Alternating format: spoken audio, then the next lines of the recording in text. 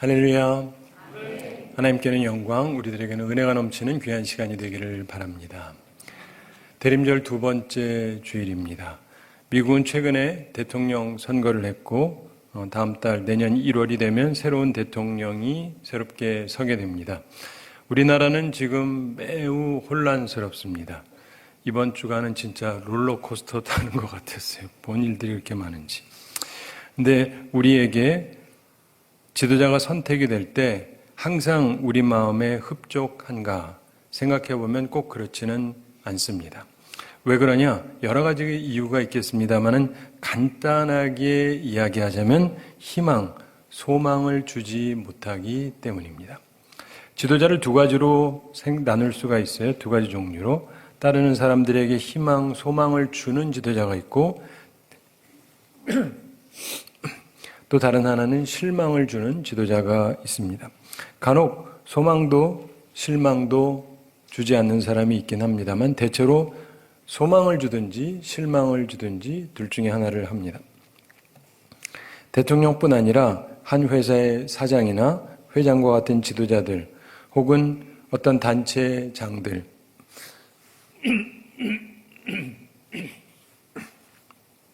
죄송합니다. 또는 가정에서 가장들 또는 어머니들, 교회에서 목회자들, 교회 각 선교회, 전도회 이런 데서 임원들 이렇게 여러 가지 지도자가 있습니다. 대체로 지도자는 그런데 소망을 주든지 실망을 주든지 그럽니다. 근데 소망을 주는 지도자와 실망을 주는 지도자들에게 각각 특색이 있습니다. 오늘 그것을 살펴보기를 원합니다. 그러면서 우리의 모습을 스스로 점검해 보기를 원합니다. 우선 실망을 주는 지도자에 대해서 먼저 생각해 보겠습니다. 소망을 주지 못하는 지도자, 실망스러운 지도자, 나쁜 지도자에게 흔히 볼 수 있는 세 가지 특색이 있습니다. 혹시 나한테 그런 면이 없는지 우리는 항상 스스로 잘 점검해 보아야 합니다. 첫째, 실망을 주는 지도자의 특징이 있습니다. 뭘까요? 지혜가 없어요. 지혜가 없다. 어떤 지위에 있으면 그 자리에 책임을 감당할 만한 지혜가 있어야 됩니다. 그런데 그게 없습니다. 그렇게 되면 따르는 사람들이 힘들어집니다. 제가 예전에 서울에서 대학을 다닐 때 우리들이 상대방을 조금 비꼬면서 하던 말이 있습니다. 야, 너 참 몸 피곤하고 힘들겠다. 왜? 머리가 나쁜 몸이 피곤하거든. 무슨 말인지 알죠? 머리가 나쁘니까 몸이 떼워줘야 되니까 고생이다. 그러면서 놀렸는데 사실 지도자라면 지혜가 있어야 합니다. 그래야 나를 따르는 사람이 덜 피곤해져요. 피곤함이 없을 수는 없습니다. 우린 다 사람들이니까. 그러나 지혜롭게 지도하면 따르는 사람들이 쓸데없는 고생은 좀 안 해도 되는 것입니다. 두 번째로 실망을 주는 지도자에게는 공의가 없어요. 공의가 없다. 무슨 말이냐? 판단에 잘못이 많습니다. 머리가 나빠서 그런 것이 아니고 공의가 없어서 그런 경우가 많습니다. 따르는 사람들 사이에 어떤 사건이 생겼을 때 깊이 있게 사건을 보지를 못합니다. 단지 표상만 보고 판단을 내립니다. 자기 본의로 판단을 내리니까 잘못된 판단을 내립니다. 실제로 어떤 사람들은 다른 사람들이 심각하게 상황을 설명하는데 제대로 듣지도 않고 간단하게 결정 내리는 사람이 많습니다. 이렇게 하면 사람에게 실망을 안겨주게 됩니다. 셋째로 실망을 주는 지도자의 특색은 성실성이 없다는 것입니다. 성실성이 없다. 이것은 단순히 게으르고 나태하다 이런 것뿐만이 아니고 직무를 소홀히 한다 이런 뜻입니다. 지도자에게는 분명하게 권리가 있습니다. 그러나 그 권리는 지도자라고 하는 큰 의무를 감당하기 위해서 주어진 것입니다. 그런데 의무에 대해서는 무관심하고 권리만을 주장한다면 따르는 사람들이 실망을 할 수밖에 없습니다. 한 가정에서 아버지가 자신의 의무는 소홀히 하면서 가장이다, 내가 가장이다 그러면서 권리만을 주장한다면 온 가족이 힘들 수밖에 없습니다. 이것은 모든 단체, 사회에서 공통된 점입니다. 그래서 작게는 한 가정에서부터 크게는 국가에 이르기까지 공통된 것입니다.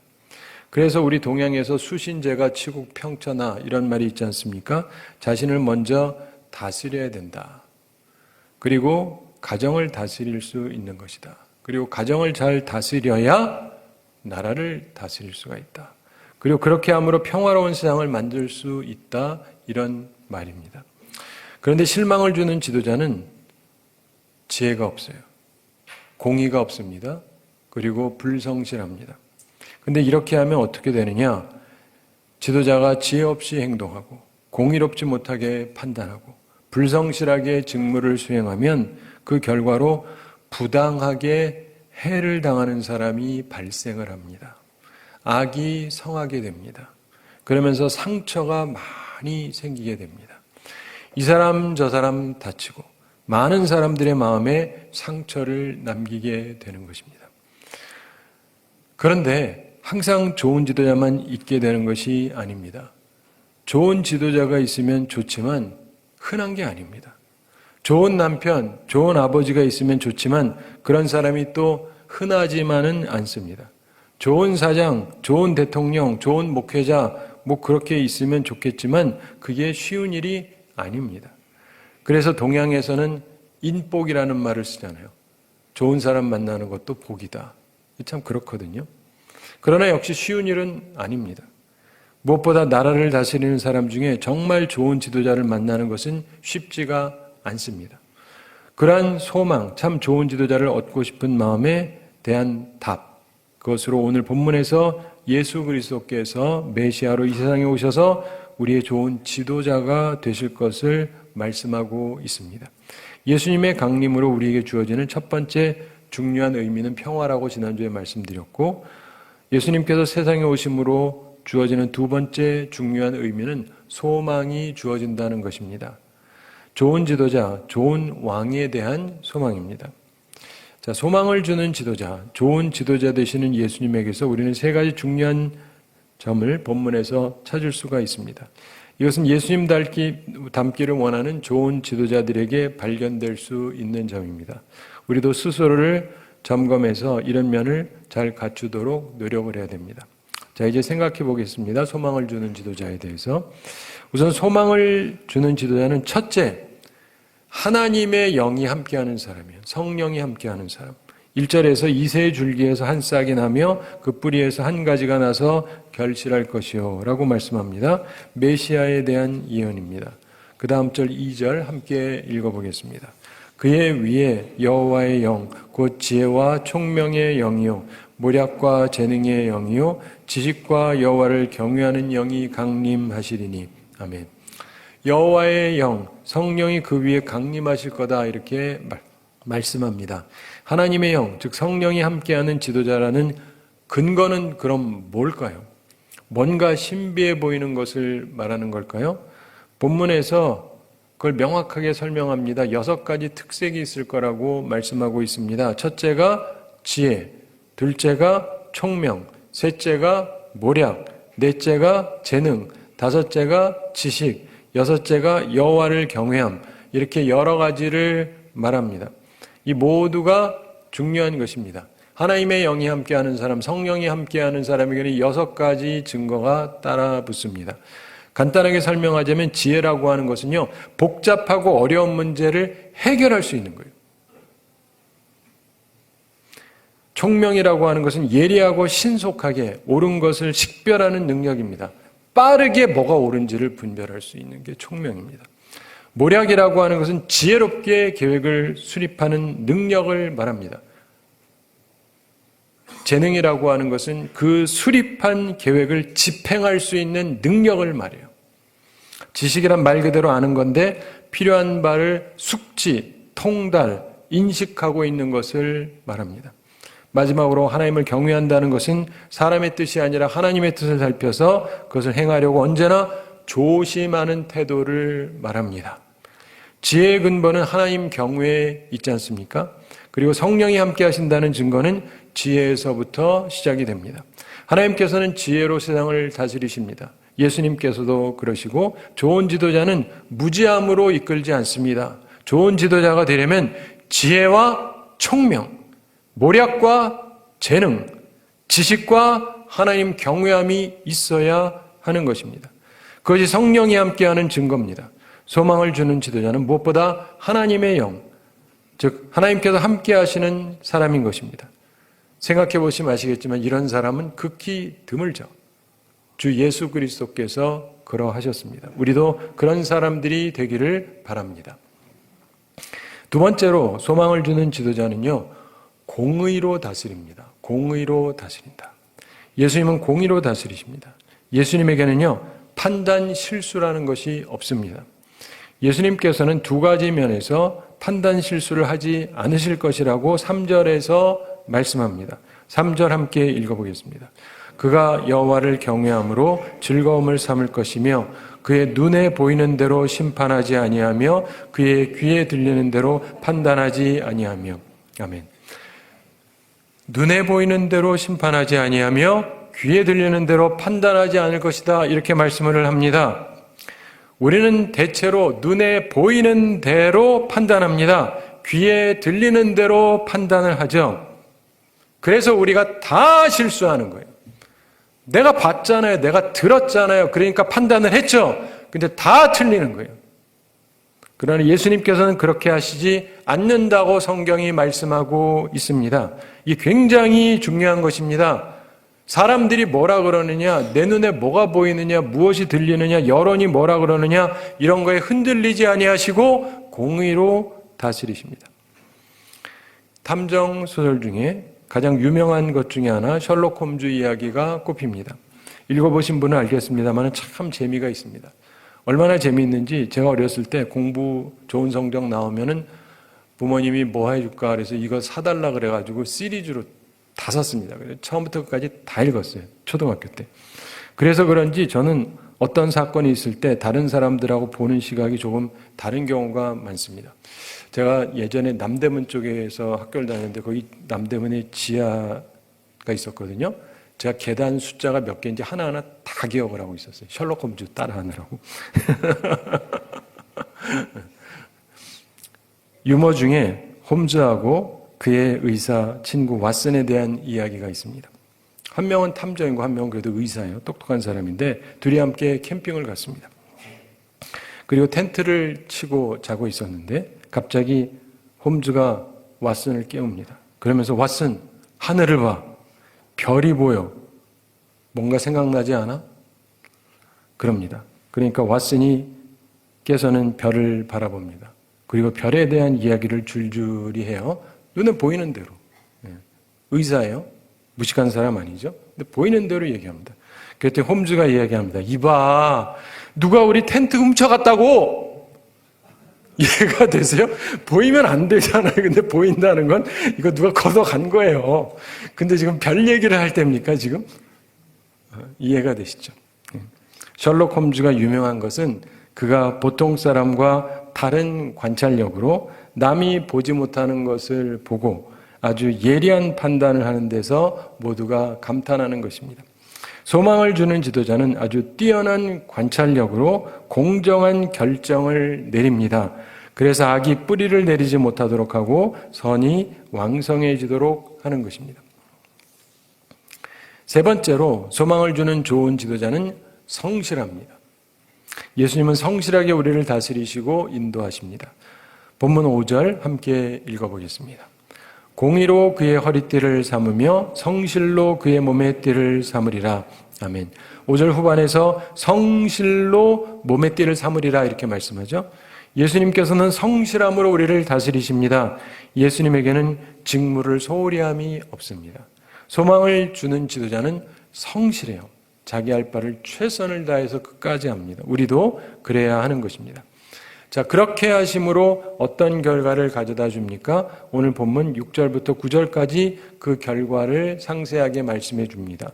6절부터 8절까지 있는 말씀은 현 세상에서는 상상하기 어려울 만큼 놀라운 이야기입니다. 그래서 많은 성서학자들이 이것을 문자적이라기보다는 상징적으로 대체로 봅니다. 6절 함께 읽어보겠습니다.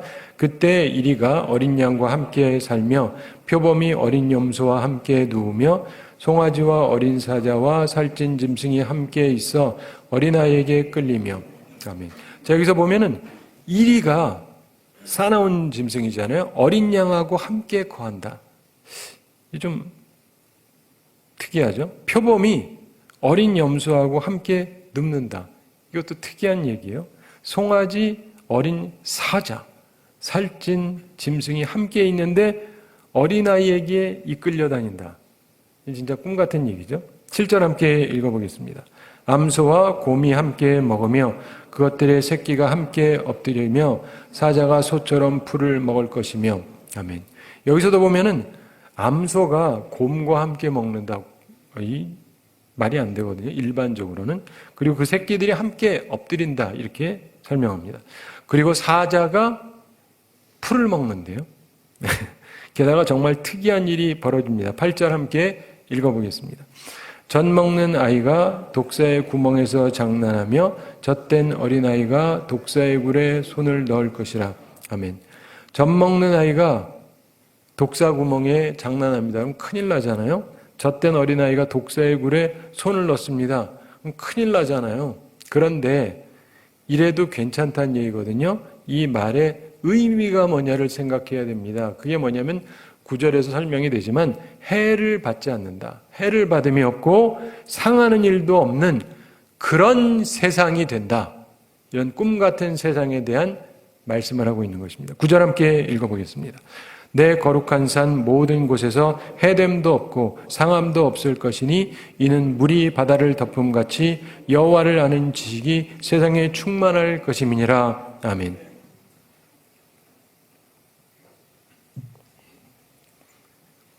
하나님의 거룩한 산 모든 곳에서 해됨도 없고 상함도 없을 거라고 말씀합니다.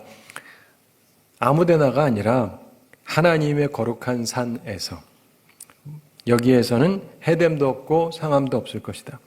그런데 세상에 이보다 더 희망적이고 소망적인 일이 어디 있겠습니까? 예수님의 다스리심이 있는 곳이라면 해됨도 없고 상함도 없을 것이다. 이런 말씀입니다. 소망을 주는 지도자와 함께하면 이렇다는 것입니다. 참 귀한 말씀입니다.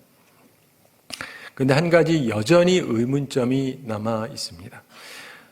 그러면 세상은 그렇다 치고 지도자들이 아니냐고 치니까 교회라면, 그럼 모든 교회들이 이런 놀라운 소망을 현실적으로 체험하고 있는가 하는 점입니다. 이처럼 평화로운 소망이 실제적으로 이루어졌느냐는 말입니다. 우리가 이 질문에 담대하게 그렇다라고 말하기가 조금 어려운 점이 있습니다. 왜 그렇습니까? 상처가 있는 교회가 많이 있는 현실을 보기 때문입니다. 분명히 예수님의 다스림 속에 있으면 해를 받음도 상함도 없다라고 했는데 왜 예수를 섬긴다는 교회에서도 파괴적인 일, 상처가 생깁니까? 왜 예수 믿는다는 가정에서도 상함이 있습니까? 이유가 도대체 무엇입니까? 우리는 여기에 대한 분명한 답을 알고 있어야 돼요. 그 중요한 열쇠는 본문 9절 후반에 있습니다. 9절에서 내 거룩한 산 모든 곳에서 해됨도 없고 상함도 없을 것이니 이렇게 말씀하시면서 곧이어서 후반에서 그 이유를 설명하십니다. 이는 물이 바다를 덮음같이 여호와를 아는 지식이 세상에 충만할 것임이니라. 아멘. 이 찬양도 있지만 찬양 부르는 게 중요한 게 아니라 이게 현실이 돼야 되는 거예요. 우리 지난주와 마찬가지로 역시 우리 스스로에게 문제가 있다는 점을 깨달아야 돼요. 이 놀라운 소망이 우리 삶에 실현되는 열쇠는 우리가 하나님에 대한 지식이 얼마나 충만하냐와 관련이 있다는 것입니다. 하나님을 온전하게 알면 우리는 파괴적인 삶에서 벗어날 수 있어요. 상함이 없는, 상처가 없는 삶을 살 수가 있습니다. 이것은 매우 중요한 통찰입니다. 예수 그리스도가 오심으로 우리는 소망을 갖게 되었습니다. 예수 그리스도를 통해서 하나님을 깊이 알면 우리의 삶 속에서 참된 소망을 누릴 수 있습니다. 상처 없는 삶을 살 수 있습니다. 문제는 우리가 하나님에 대해서 무지하다는 데 있습니다. 아직 모든 나라와 민족이 하나님을 아는 지식으로 충만하지 않기 때문에 이런 놀라운 소망의 말씀을 체험하지 못하는 것입니다. 예수님께서는 우리에게 평화의 가능성과 소망을 분명하게 주셨습니다. 이제 하나님을 아는 지식으로 충만해지기로 작정하면, 그리고 노력하면 상처 없는 가정, 상처 없는 교회, 상처 없는 사회와 국가를 이룩할 수 있습니다. 제가 예전에 미국에 있을 때 어떤 교회에 가서 담임을 하게 됐는데, 젊은 시절에 교회가 얼마나 싸움이 많은지 목사님이 3년에서 5년마다 갈려요. 그게 맨날 싸웠다는 얘기예요. 쫓겨나고. 제가 6대 목사였습니다. 1년 있는 분은 빼고. 교회가 25년이 딱 되는데 6대 목사였으니까. 그러니까 얼마나 맨날 싸웠는지 아시겠죠? 근데 이분들이 얘기하는 걸 보면 다 아는 척해요. 얼마나 아는 척하는지. 근데 죄송합니다. 다 틀린 소리 하고 있어요. 진짜 무지해. 진짜 무지합니다. 그러니 교회가 평안할 수가 없죠. 그 무지함을 가지고 서로 잘났다고 하니 교회가 평안할 길이 없는 거예요. 사랑하는 성도 여러분, 소망적인 삶은요, 하나님을 아는 온전한 지식이 세상에 충만해질 때 우리에게 현실로 이루어지는 것입니다.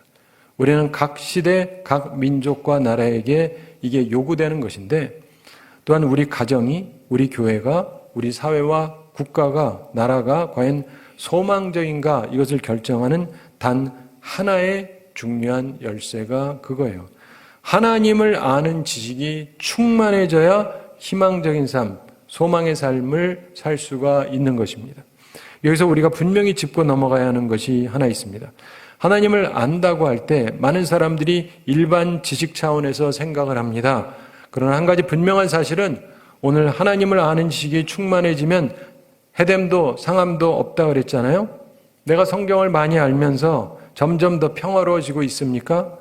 만약 나의 많이 아는 것이 생명을 준다면 모르지만 반대로 관계가 파괴된다면 그건 분명히 저른바리 같은 지식이라는 것을 기억해야 됩니다. 제가 아까 말씀드린 것처럼 어떤 교회는 다들 안다 그러는데 다 틀린 지식을 갖고 있어요. 다 틀린 지식을 갖고 있어요. 이러니 온전할 길은 절대로 없는 것이죠. 바른 지식을 갖고 있어야 돼요. 하나님을 알게 되면 그 소망의 결과로 상처가 없는 삶을 살게 됩니다. 파괴적인 삶이 없어지고 생명력 넘치는 삶을 살게 됩니다. 왜 그러냐? 우리의 지도자이신 예수님을 닮게 되기 때문이에요. 하나님을 깊이 알면 좋은 지도자의 자질을 우리도 갖게 됩니다. 하나님의 영과 함께하는 지혜로운 사람이 됩니다. 공의로 판단하게 돼요. 즉 바른 판단을 하게 됩니다. 또한 성실하게 살게 됩니다. 청지기로서 내게 주어진 삶을 성실하게 살아가게 됩니다. 이렇게 모두가 함께 살게 될 때 상처 없는 가정, 상처 없는 교회, 상처 없는 사회를 일으켜 나갈 수 있습니다. 생명력 넘치는 가정, 생명력 넘치는 교회, 생명력 넘치는 사회와 국가를 만들어 나갈 수 있는 것입니다. 물론 이것의 온전한 완성은 이 땅이 아니라 천국에서 이루어진다는 것도 기억하셔야 됩니다. 여호와의 증인 같은 이단은 이 세상을 천국이라고 말합니다. 그럴 수 있다고 이사야서의 이 본문을 가지고. 그러나 그렇지 않습니다. 이 세상에서는 상처 없는 완전한 가정, 완전한 교회, 완전한 사회와 국가를 이룩할 수 없습니다. 왜 그러냐? 이 세상에서는 우리 하나님을 아는 지식이 완전할 수 없기 때문입니다. 저도 완전해지려고 노력할 뿐이지 우리 중에 어느 누구도 완전한 지식을 이 땅에서는 갖고 있지를 못합니다. 사도 바울의 고백처럼 우리가 하나님 앞에 갈 때, 천국에 이를 때 우리의 지식이 완전해지고 따라서 상처 없는 완전한 하나님의 나라, 천국에서 진정으로 행복한, 완벽한 행복, 생명력 넘치는 삶을 영원히 누리며 살게 될 수 있는 것입니다. 그런데 그렇다고 해서 이 세상에서 상처 주고받으면서 계속 살라 이런 말 절대 아닙니다. 하나님을 아는 지식, 온전한 지식이 더욱 풍성해지면 우리는 점점 더 상처 없는 복된 삶을 살아갈 수 있습니다. 그것을 기억하시기 바랍니다. 사랑하는 성도 여러분, 사람은 하나님을 지도자로 모시기보다 사람으로 자신을 지도하게 하기를 원합니다. 이 시대에 왕이 필요합니까? 그렇지 않죠? 마찬가지로 꼭 대통령이 필요한 것도 아닙니다. 그러나 사람들은 사람에게 통치받는 것을 즐기는 이상한 습성이 있습니다. 이 대통령이 아니면 다른 대통령, 이런 식이죠. 사실 교회 안에서도 하나님보다는 목사님을 더 의지하기를 원하는 사람들도 의외로 많습니다. 물론 하나님께서 세운 사람을 존중하고 따르는 것 필요합니다. 그러나 그것이 하나님께서 세우셨기에, 즉 하나님을 의지하기 때문에 갖는 존경과 순종이어야 하는 것입니다. 우리가 섬기고 따라야 할 분은 오직 한 분, 예수 그리스도이십니다. 그분 안에 소망이 있습니다. 그분만이 파괴적이고 상처투성인 인생을 생명력 넘치는 복된 인생으로 바꾸어 줄 수 있는 것입니다. 그리고 우리 가운데 누구든지 진정한 주님의 제자가 돼서 주님을 닮아 살기를 원하는 사람들이 지도자가 될 때 그 사회가 조금 더 온전해질 수 있는 것입니다. 저는 교회를 다니는 사람이라고 말하지 않았습니다. 직분자라고 말하지 않았습니다. 예수님을 닮아가는 사람, 교회 다니고 직분자는 많아요. 그러나 주님 닮아가는 사람은 흔하지가 않지 않습니까? 혹시 나는 별 볼 일 없는 사람이다, 뭐 그런 소망 가질 수 없다, 그렇게 생각하는 분이 있다면 그게 꼭 그렇지가 않습니다. 내가 별 볼 일 없어도, 우리 집안 별 볼 일 없어도 하나님이 쓰실 수 있는데, 오늘 본문 1절 그리고 10절 말씀을 유의해 보시기 바랍니다. 1절에서 이새의 줄기에서 한 싹이 나며 그 뿌리에서 한 가지가 나서 결실할 것이요, 이렇게 말씀하죠. 10절에서도 비슷한 말씀을 합니다. 10절 함께 읽어보겠습니다. 그날에 이새의 뿌리에서 한 싹이 나서 만민의 기치로 설 것이요, 열방이 그에게로 돌아오리니 그가 거한 곳이 영화로우리라. 아멘. 1절과 10절에서 모두 언급된 이름이 있습니다. 뭐죠? 이새. 이새는 다윗의 아버지인데, 여러분 지금 이사야서잖아요. 다윗 왕은 이미 오래전에 있었어요. 이사야는 훨씬 후대 사람입니다. 그러니까 이새 얘기를 할 필요가 없어요. 다윗이야말로 왕이었지 않습니까? 그렇기 때문에 오히려 다윗의 줄기, 다윗의 뿌리에서 이렇게 말해야 맞을 것 같은데 그렇게 얘기하고 있지 않아요. 오히려 그의 아버지는 평민이었거든요. 뭐 이렇게 꽤 괜찮은 사람도 아니었던 것 같아요. 근데 이새의 줄기, 이새의 뿌리라고 말하고 있습니다. 성경 제가 쓴 게 아니에요. 하나님께서 성령에 감동받아서 쓰게 하신 거죠. 보통 별 생각 없이 이 부분을 다 읽으시지만 잘 생각해보면 좀 이상한 말씀이에요. 대신에 매우 의미심장한 말씀입니다. 이게 무슨 말이냐? 대단한 데서 메시아가 나온다가 아니에요. 별 볼 일 없는 데서 메시아가 나온다는 겁니다. 우리가 아무리 비천하고 보잘것없다 할지라도 하나님의 은혜를 입지 못할 만큼 비천하고 보잘것없는 인생은 없는 것입니다. 기억하시기 바랍니다. 하나님은 우리 모두를 사랑하시고 우리의 탁월함 때문이 아니라 우리의 비천함에도 불구하고 우리를 선택하시고 사랑하셨다는 걸 기억하시기 바랍니다. 그리고 그가 거한 곳이 영화로우리라, 이런 말씀하잖아요. 10절 후반에서 주님이 계시는 곳, 주님이 계시는 곳, 그분께서 사시는 곳, 그곳이 영화롭게 됩니다. 사랑하는 성도 여러분, 내가 주님을 온전히 모시고 섬기면서 살면, 우리 가정이 예수님을 진정으로 모시고 온전히 섬기면서 살면, 우리 교회가 주님을 진정으로 주님으로 모시고 섬기면서 살면 영화롭게 될 것이다. 이게 하나님의 선언입니다. 우리가 영화롭지 못한 것은 우리가 우리 마음속에 주님을 온전히 모시고 있지 않기 때문이라는 것을 기억을 해야 됩니다. 오늘 한국교회가 영화롭지 못한 이유는 예수 그리스도가 참된 주인으로 그분을 모시고 있지 않기 때문이라는 것을 기억을 해야 되는 것입니다. 돌이키고 회개하고 이제라도 온전한 마음으로 주님을 섬겨야 할 것입니다.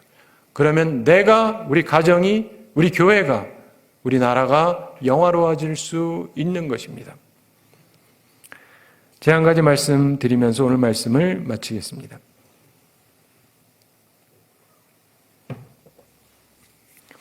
심리학자들이 쥐를 가지고 실험을 해봤습니다. 독 속에다가 쥐를 넣었어요. 그리고 빛을 완전히 차단하면 얼마나 사는지, 그리고 같은 상황에서 빛을 비춰주면 어떻게 되는지 이거를 실험을 해봤답니다.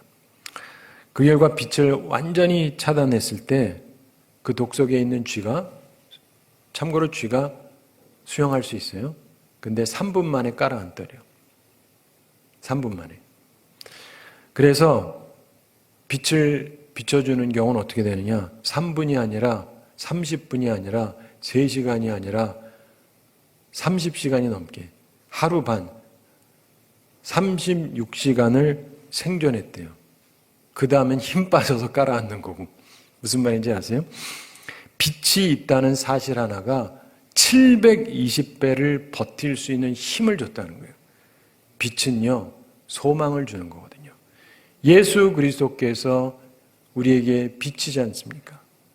우리에게 소망의 빛이 되시는 그분이십니다. 그분의 빛이 내 삶에 비춰지고 있으면 상당히 버틸 수가 있어요. 100배로, 그 이상으로 버틸 수가 있습니다. 제가 생각을 해봤습니다. 제가 지금 살아있다라는 것이 여러분 보기에는 그냥 그런가 보다 하겠지만 저도 참 많은 걸 겪으면서 살아왔는데, 오늘도 이 자리에 서서 하나님의 전에서 이렇게 말씀을 전한다는 게 이게 소망의 빛이신 예수님을 바라보면서 살아왔기 때문에 아직까지 버티고 있는 거예요. 인내하는 겁니다. 사랑하는 성도 여러분, 실망스럽고 상처 많은 세상입니다. 근데 여기에서 우리가 바라볼 것은 또 다른 사람이 아니고 또 다른 이 실망 주는 지도자가 아니라 예수 그리스도를 바라보셔야 돼요. 거기에서만이 참된 소망이 나올 수 있는 거예요. 예수님을 바라보면서 소망을 회복하시고 생명력 넘치는 삶을 살아가는 우리 모두가 되기를 우리 주님의 이름으로 축원합니다. 함께 기도하겠습니다. 사랑의 하나님 아버지, 우리를 사랑하시고 오늘도 저희에게 귀한 말씀 주심을 감사드립니다. 그리스도의 강림을 생각하면서 이 세상의 소망이 되시는 주님을 다시금 생각할 수 있는 은혜를 허락해 주심을 감사합니다. 주의 성령께서 우리들의 마음에 빛을 비추어 주시고 예수 그리스도로 인하여서 소망을 갖는 저희들 되게 하여 주시옵소서. 참으로 실망스럽고 절망스럽고 불안한 이 세상에서 우리가 예수 그리스도를 바라봄으로 소망 가운데 힘내고 생명력을 누리며 살아갈 수 있는 주의 사람들 되게 하여 주시옵소서. 또한 이 사랑을 다른 사람들에게도 전해서 소망이 없는 이 세상에 소망의 빛을 비추는 저희들이 될 수 있도록 은혜 베풀어 주시옵소서. 감사드리며 예수님의 이름으로 기도드리옵나이다. 아멘.